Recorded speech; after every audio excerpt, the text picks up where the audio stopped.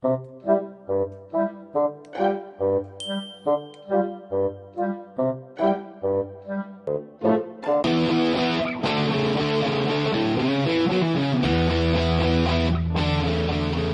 to Vintage Vinyl here at CourierJournal.com. I'm Jeffrey Lee Puckett, music writer for Courier Journal. Tom Heiser, who makes the internet work for us here at the newspaper. Sometimes, just sometimes. Well, we're back. We're here to talk classic rock once again. My favorite songs, Jeffrey's favorite songs, hopefully your favorites. And we're gonna go this week with the hard stuff. And Jeffrey, you're going back to school.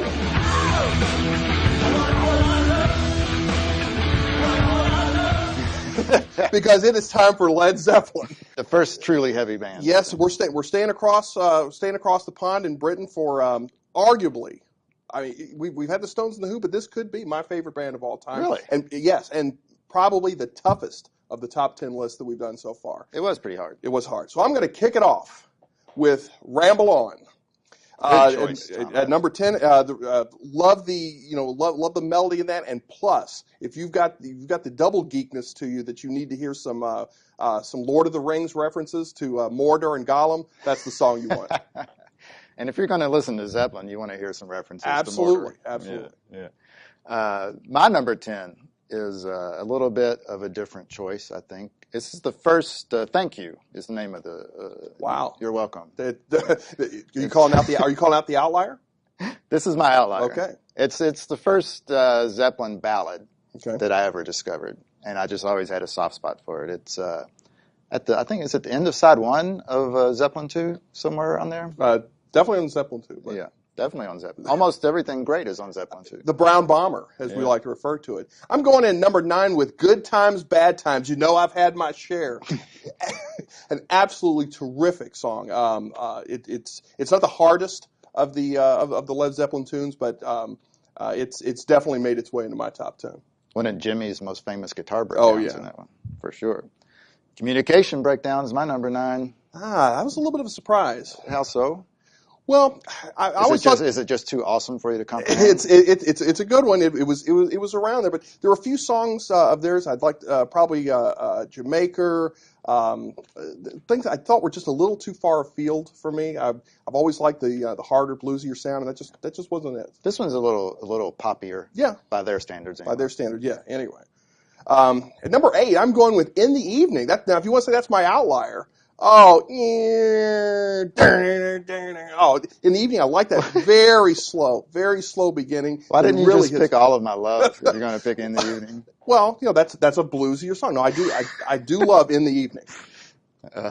Why not? It's number 8. Just because it's the best song on that album. Okay. Which is not saying much at all. No, but do I have to do it again? I mean, no. Eventually I'm going to learn the chords to it. My number 8 wipes that one off the map. It's Black Dog. I don't think it wipes it off the map, but it's an excellent choice coming in at arguably one of our favorite albums at 4. It's a great, Black Dog is a great opening song for a record. I'm not going to disagree with you. Okay. At number 7, "What Is and What Should Never Be." In fact, I like this song a lot. Wasn't that the song that Robert was singing at the... It was. Yes. Robert Plant was singing this at the Forecastle Music Festival back in July here in Louisville, and a thunderstorm started in the middle of the first verse.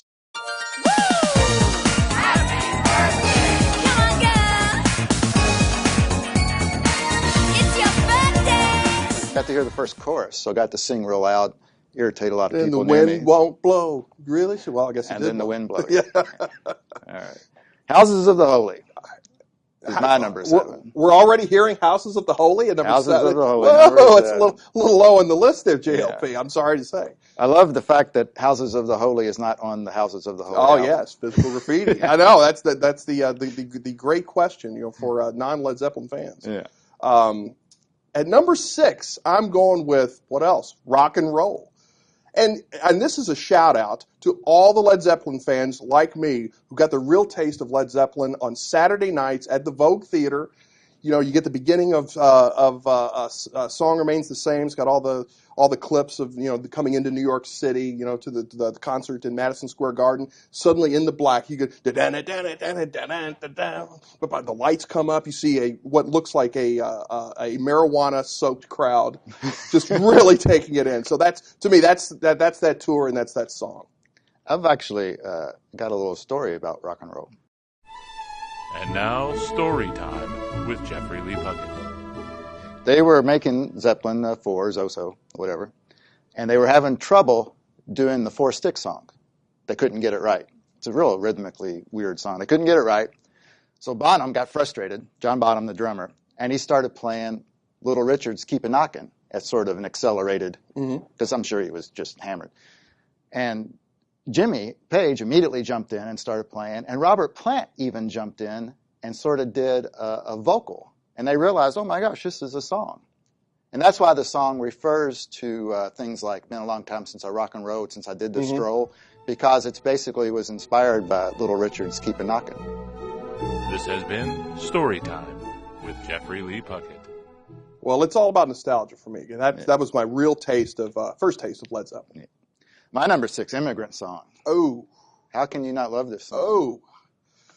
I gotta say that's more of an outlier than Thank You. To be honest, it's a little too far afield for me. It's again, Immigrant. That real kind of crazy opening to it. That's what I love about it. It's Robert's most unhinged vocal. It is. Really. It's unhinged. Yeah, you like unhinged. I like it. It kind of brings in some of their other almost world music influences, but not real overtly, so it's irritating. It's still just. I'm not going to call it irritating. I'm not going to call it irritating, but it's just not not there for me. All right.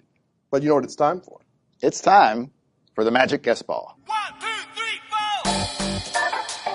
3, 4. Boom! It's Greg Martin, an awesome guitarist for the Kentucky Headhunters. Led Zeppelin 1 blew me away, but it was a whole lot of love from Led Zeppelin 2 that just nailed me. Heard it blaring out of Chicago on WLS one night, going to rehearse in Metcalfe County. I know they stole from Muddy Waters and Steve Marriott, but they're forgiven. It's great to have Greg check in with a really good song.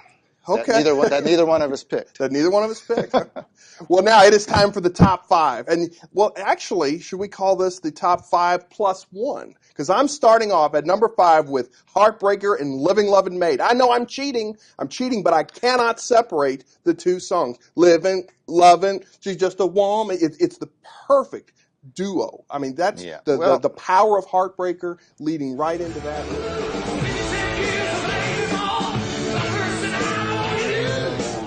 I was worried that we were cheating as well with this song, but no radio station ever plays Heartbreaker without playing. But I was very disappointed that when one of the last remastered Led Zeppelins that came out, they did separate it, and they have Heartbreaker, but they left Living, Lovin' Maid off. And I think when you hear it kind of separate like that, it to me I don't want to say it loses something, but Heartbreaker without Living, Lovin' Maid, maybe I have just heard it like that for too long. The mistake there was that was on CD. Anything done on CD is going to automatically be awful. My number 5, Dancing Days. Oh, there we go. Now we're getting into my territory. Love it. Dancing Days is just it's one of the dance songs I like, even though it's called Dancing Days, obviously.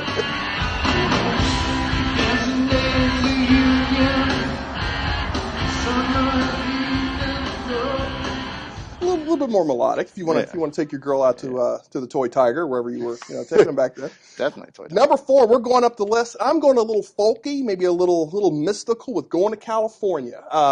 It was a surprise that it came that high to me, but that was, I think, they're if I want to go this far to say they're more spiritual, one of the more spiritual songs. Yeah. And someone tells me there's a girl out there with love in her eyes and flowers in her hair.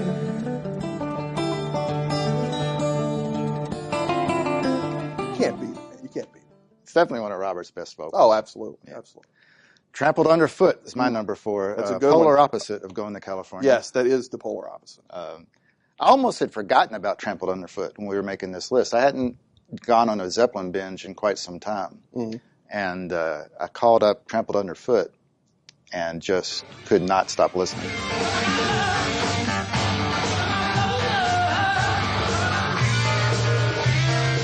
Oh, so it shot up from nowhere to number 4. Wow, that's just like that. That's going up. That's going up the list in no time. Well, number 3, I'm going with Houses of the Holy. You notice I bumped it way up from number 7. 7-3. Yeah. Well, I mean it's up there. Dun, dun, dun, dun, dun.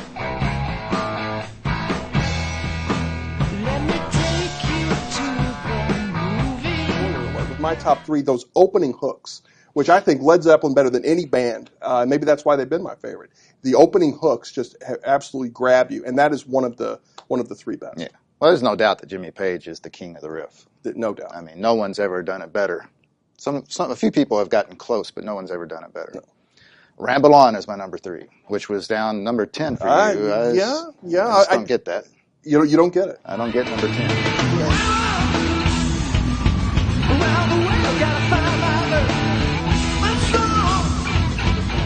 And why is it so high on your list?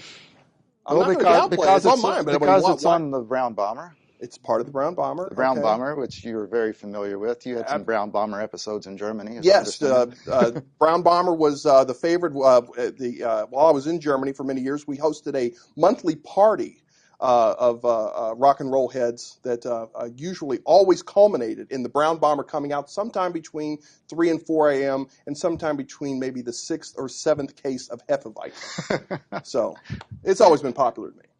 Coming in at number 2, which was your number 5, Dancing Days. This was not hard to put at the very top. In fact, I almost put it at the top. I've got my flower, I've got my power.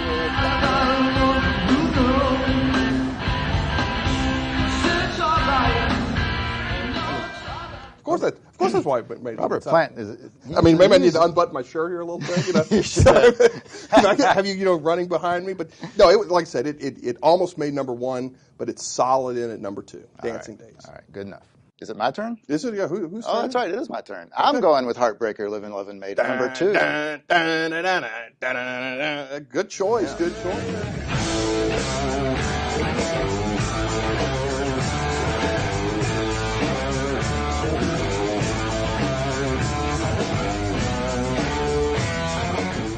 Nothing more to be said about that. Tom, what is your incredibly odd number 1? I am going with Misty Mountain Hop. That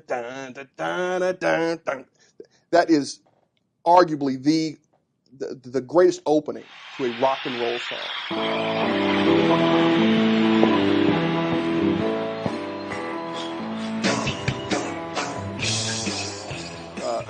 I know that it's got some stiff competition, but then I like that where the song drifts off at the very end. So I'm packing my bags for the Misty Mountain, over the hills where the spirit, and then it comes right back into it. For my money, that is quintessential Led Zeppelin, and you're not going to find anybody who I think can copy that. I find it interesting you had 3 songs from Zoso, and none of them were Stairway. Well, I think we've talked about this, and there are going to be a lot of people who see this and are wondering, is Stairway on you? Is that going to be up at your number 1? Probably not. And I don't think that we're not deprecating the song. We're not saying that it is not a good song, but Led Zeppelin 4 contains a lot of better tunes, I think. Yeah. Is it burned out? Have you heard it too much? I've definitely heard it too much. So, but even if I hadn't heard it too much, I still say it's not as good as the ones you picked. And probably not as good as When the Levee Breaks. Heard it too many times in the parking lot of Seneca High School? Yeah. Oh, yeah. And at Frisbee Field. What's number 1 for JLP? It's your number 7, What Is and What Should Never Be. Okay. Another Led Zeppelin 2 song.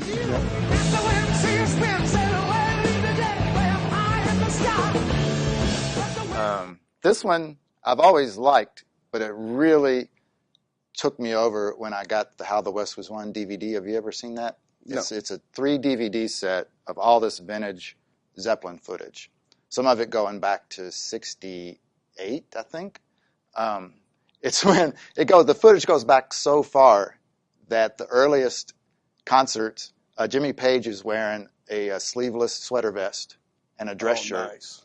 And then it jumps to the next concert, and he's in wizard outfit. And then, of course, you move later on, and they barely have any shirts on at all. Yeah.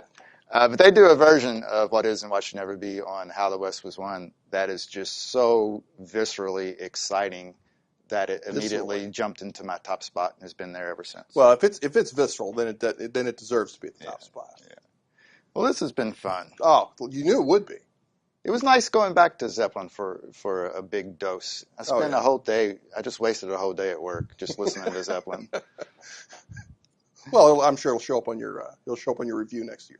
I'm filing for overtime. So let's take a look at our list this week. These are the final tally. And it's a strong set list. It is. I think it's interesting we shared so many songs. That's been a common theme though with these. Again, a couple outliers, but nothing out of the ordinary. I want to hear from the Stairway to Heaven fans. Oh, so definitely go to Facebook, Courier Journal Facebook page, and courierjournal.com/music and weigh in on these lists. Jeffrey? Yes, Ma. Don't forget the tweeter thing. The tweeter thing, that's right. Also, go to Twitter @CJVinyl and just argue with us to your heart's content. We like it. We like to argue. Oh, of course. This guy loves to argue. I'll be nice. All right, thanks for joining us. Come back next week for another episode of Vintage Vinyl.